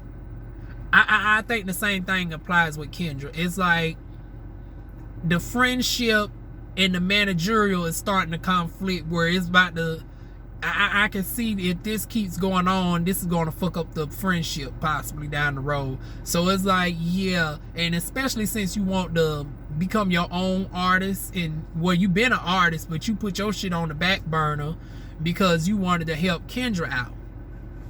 It's now time for Kendra to get new management, and you can go ahead and be recognized as your own person, because like I said, you got cheated out of being at the showcase. You got cheated out of being shown even though you was there on time. But the confusion is, are you the manager or are you the artist? So it's like, it's time for you to now become just the artist, and darn gonna be seen as the artist, and let Kendra have a different manager at this point. What else I want to touch on? Then we get the darn going controversial situation again with Aeon. I'm going to mention several of the people that came on the after show. Aeon, I did like how she gathered the people together. About now, see, this is why people be irritated. I was like, well, damn. Now the point of the commercials is people supposed to pay and show they darn on stuff, but honey, y'all be reading the folks a little bit too much for fifth with these darn going commercials. Aeon was like, bitch, if I want to pay, I was like, child, this is giving me Chocolate Beauty 81. How many of y'all remember Chocolate Beauty from the Chasing LA and Chasing Dallas commercials? Every time she came on, that used to be the running joke, because she'll come on and be like, child. Ooh. Sometimes her darn going commercial alone would be more entertaining than the actual show. It's almost like the commercials during the damn Super Bowl. Now, Aeon's commercials didn't make me bust out laughing like darn on Chocolate Beauty. It was just something with Chocolate Beauty 81. When her commercials came on, all of us just naturally darn going busted out laughing. But it made us tune in to Chocolate Beauty 81 because it was just something about the personality and shit, and the way that she came on, and the way they put her commercials in. And it would always be after a sexual commercial. Like over there, they'll have the Royal Flyness commercial. You would have these hot guys rubbing themselves down with the body butter, right? And then next thing you know, you got Chocolate Beauty talking about, hey guys. Child, they always put her shit at the most awkward times, but it always worked out for her. But yeah, people was reading Aeon about his commercial, about her commercials, and she had to gather the folks together. Now, girl, once again, this is where y'all losing me, because here you is caping for Willa, talking about massage noir and all of this. I was like, girl, don't come up here with this darn gone parlez-vous français darn gone shit. Don't come up here with this darn gone French talking about darn gone this is massage noir towards a darn gone black trans woman and all this, that, and the third. I was like, girl, no. We is not about to weaponize darn going trans issues. Trans women darn going legitimately going through atrocities and bullshits, being murdered, being targeted by trade, being targeted by straight communities, having our darn going rights and shit stripped from us. Y'all are not about to group this in with this petty bullshit with y'all on this scripted reality show, darn going back and forth with the darn going butch queens, girl. Ain't none of them posed a threat to Willa that warn all this darn on shit. So Aeon, miss me, girl. Miss me with that bullshit. Talking about they was gaslighting darn going Willa, talking about she was aggressive. Now I'm sick and tired, and I understand that at times they do be darn going gaslighting the girls and be saying that sometimes we be acting overly aggressive and manlish and shit. But it's like in times that you do be acting darn going aggressive, honey, you got to own that. And in this time, darn gone Willa was legitimately acting darn gone aggressive. She darn gone rolled up on Ike. We not going to make it seem like that's not what it was. She got hostile and she rolled up on Ike. She acknowledged that later on. She even said out her own mouth that she was acting like William. So it's like, she said out her own mouth she was acting like darn William. And now you want to talk about darn the misogynoir of it all. It's like, no. Now, granted, now, as far as this is where it gets a little bit complex, because you got the show within the show, which is the chat. The commenters do be doing too much. Now, as far as the commenters, they probably was doing a little bit the most. So I will give Aeon that. Sometimes y'all bitches in the chat be doing the most, child. But as far as the folks on the show, honey, they did right. They darn gonna separate it, darn going Willa and Ike. They defused the situation. They didn't choose no sides. They did what friends supposed to do, is darn gonna separate, you know, calm the folks down, and darn gonna do it like that. It seemed like y'all wanted darn on all the folks to gather around darn on Willa in opposition of Ike, and that's not what it was going to ever happen. Because once again, Ike was not opposing no type of physical threat, and it's like both of y'all are getting loud, but you is rolling up on Ike. And then if you really want to keep it a book, both of y'all are size appropriate. Now I'm sick and tired of y'all framing this narrative like the girls are going up against guys shaped like darn on Eugene off of darn going off of the Circle Atlanta. It's like Ike is very teeny tiny as far as the frame goes. Everything else not so much teeny tiny, honey. Everything is large in other areas, honey. Boom, boom. But anyways, as far as stature wise, it's like, honey, both Ike and doggone Willa is in the same weight class. Willa's an old hood bitch. Yeah, she trans, but honey, she got a little bit of advantages with the nails, and honey, it wouldn't surprise me if that bitch darn has a switchblade in her titties, honey. Cause once again, y'all know how we hood bitches get down, honey. We'll pull something out of our wig, honey. Pull an old weapon of something. So it's like, it wouldn't surprise me if darn Willa had a few tricks up her sleeve. It's not like she was going up against no darn big old macho man, even if it was the physical.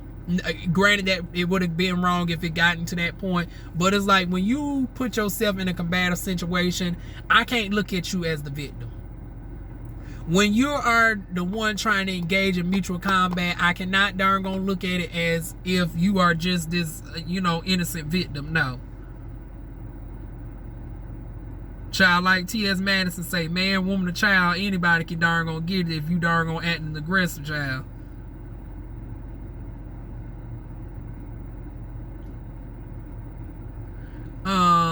And then somebody called Roland came up, and obviously Roland and Rico have issues because, honey, he done paid Rico Cassadine dust and talking to Willa, right? Honey, darn Rico done took the time to darn conveniently take an old drink, child.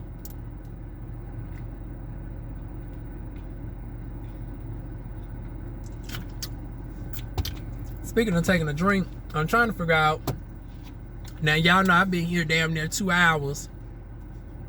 When I first pulled up, it was this black car with this darn caramel boy walked up to it. I'm trying to figure out what is he doing down at the park.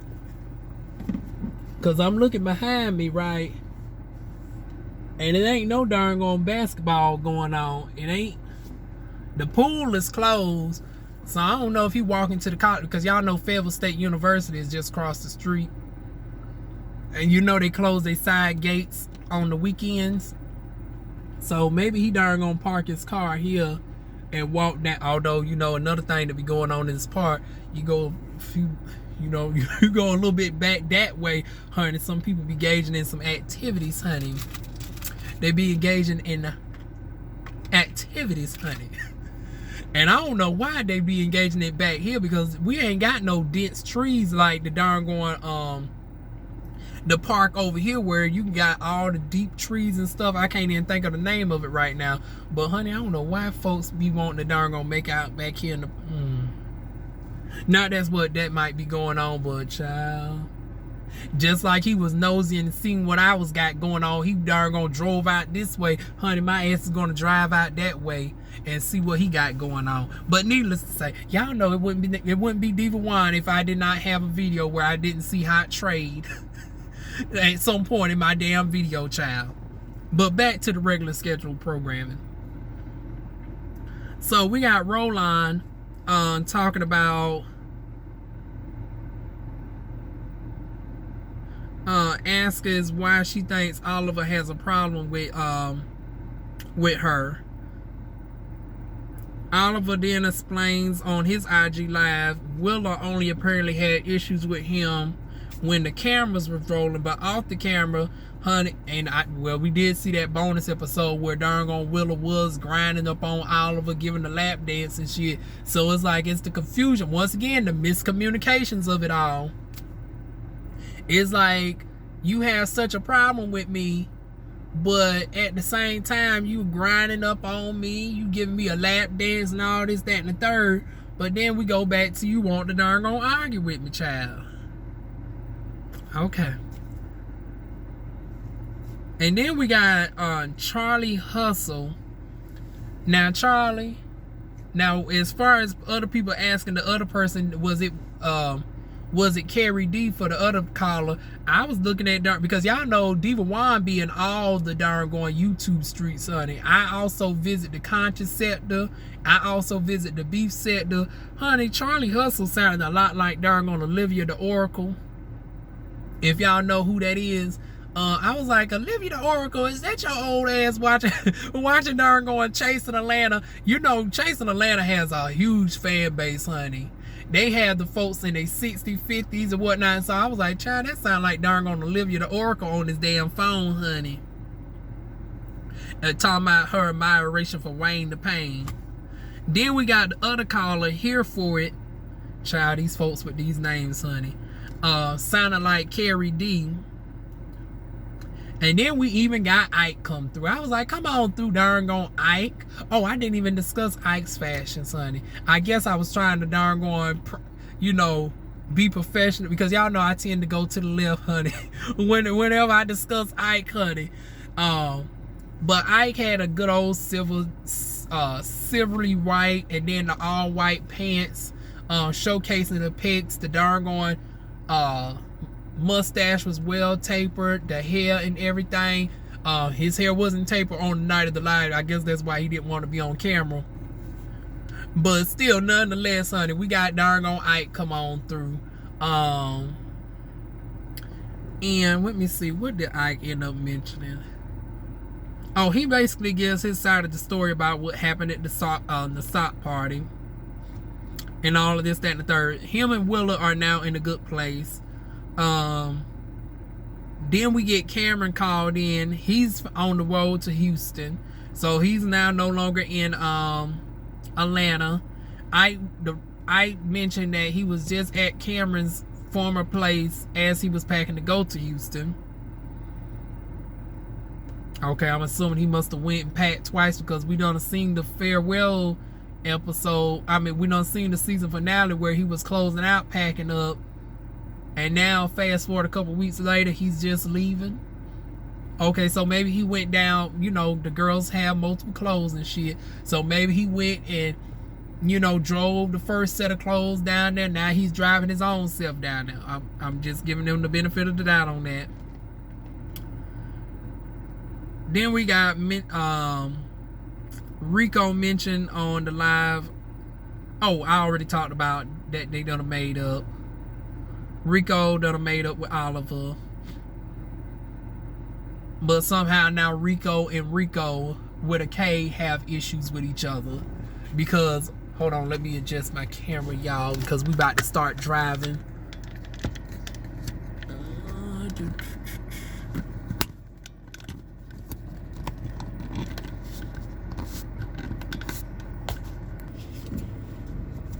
Okay, hopefully this camera stays until I get to the house. But child, how about as soon as I darn gonna start setting my shit up, the darn gonna drive, honey, the car darn gonna passes by me again, but this time with a black truck. So once again, it looked like it was a darn gonna hookup situation going on but in the car. Now, granted, it's a little bit drizzling out here, but honey, they don't stop the girls, honey.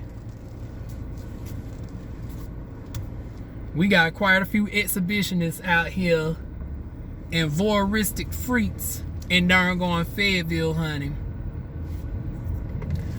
But yeah, closing it on out, both of the Ricos now tend to have an issue with each other.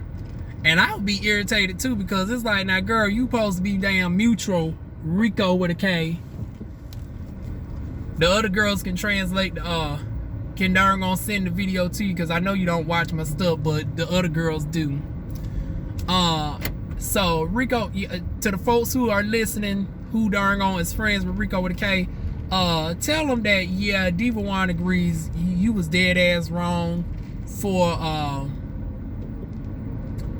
allowing yourself to be on. At first I thought it was darn on Rico with a K featuring Dominque, but it was Dominque featuring Rico with a K, which once again don't make any sense, because it's like this girl ain't no actual rapper. So she decided to come out with her own diss song.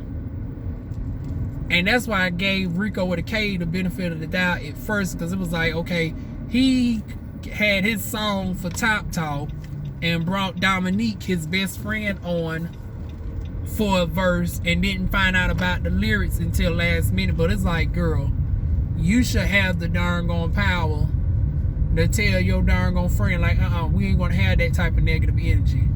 It's like, oh, I like the lighting from here. It's like, damn. But I don't want to be recording at no damn stoplight. I mean, at no darn gone stop sign. The downside of recording when it's darn gone gloomy outside. But shit, I ain't want to be burning up in this darn gone car. Shit, any other time it'd be like 90 to 100 degrees. But anyways, nonetheless, yeah, Rico with a K, you was dead ass wrong. I'll be irritated with your motherfucking ass too. That does come off. And honey, if anybody should have been called the snake, it should have been darn gone Rico with a K. Cause it's like, you just made up with darn gone Rico Cassadine. Now Rico Cassadine, you talking about now you darn gonna feel as if he did sneak you. Girl, we been told you that. Now, do I think he really meant to go out his way and maliciously attack? No. But like I said, I didn't think the way he was separating y'all, and I've always been consistent with that, because I was like, for him to call himself trying to separate y'all two, why in the world is he putting you in a darn going headlock? Because once again, now folks was saying everything was happening so fast in the moment, and folks was slipping up on each other, but I was like, he just conveniently slipped up around y'all. I need y'all to go and see that shit again, because he darn going literally had his darn going arms around Rico Cassadine's neck. So I'm trying to figure out, like, how was that really darn going, you know, separating the girls in a peaceful manner? Like, that didn't make not one bit of sense to me. Oh shit, now my stuff moving. Hold on, y'all. In conjunction with the darn on closed fist, it's like if you going in a natural defensive manner to darn gonna break stuff up, your instincts would not to have a closed fist and be darn going punching somebody. So it's like, it seems like he had an involuntary reflex to come to his friend Dominique's aid, as opposed to really looking at both of the situation as, okay, both of these are my friends going at it. Let me come in from the perspective of, you know, being neutral and breaking it up. That's just how I viewed it.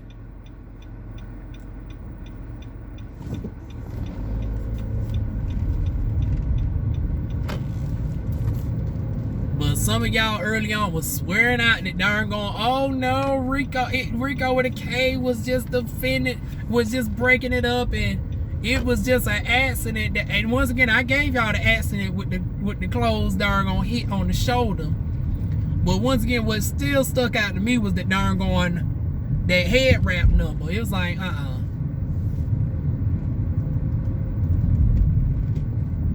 And that's basically it, y'all. So now we got the cliffhanger of, is Rico Cassadine and Rico with a K ever gonna make back up? I think it's safe to say, oh shit. Thank God I'm in the neighborhood. Let me turn on my emergency flashers. Safe to say that Dominque and darn Rico Cassadine ain't gonna ever see it for each other.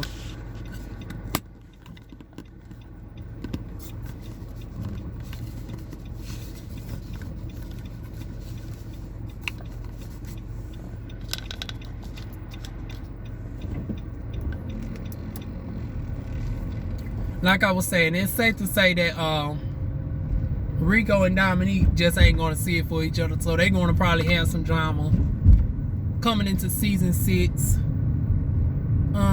What else? Kendra and Wayne, honey, hopefully coming into season 6, we see that they done separated as business, as manager and darn talent, and they just remain friends. Cause I don't think, because like I said, it's getting to the point where, honey, I can see their friendship being on the rocks, and it's like, yeah, y'all need to go ahead and just go ahead and do away with the business relationship and just remain friends.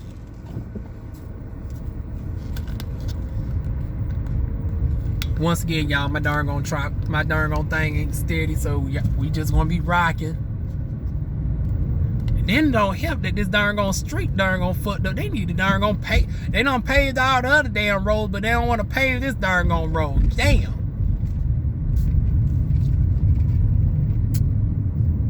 Everybody I can see pretty much coming back, except for Aaron. I'm sorry, but Aaron did not give it to me enough. And I know, and he gives good vocals. But child, we can easily find another vocalist that can actually bring something to the table. But Aaron just didn't do it for me. Now I can say Jay earned her spot to come back, because at first I was thinking Jay was in danger too. But no, we can go ahead and bring Jay back. So everybody can pretty much come back. Rico and Willa with they peaches. If we bring Aaron back, honey, go ahead and downgrade her ass to a friend. Dominque come out with a cat spray, so I can go ahead and purchase it for these 10 cats that I have. Rico with a K come on out with Top Talk so we can finally buy the shit.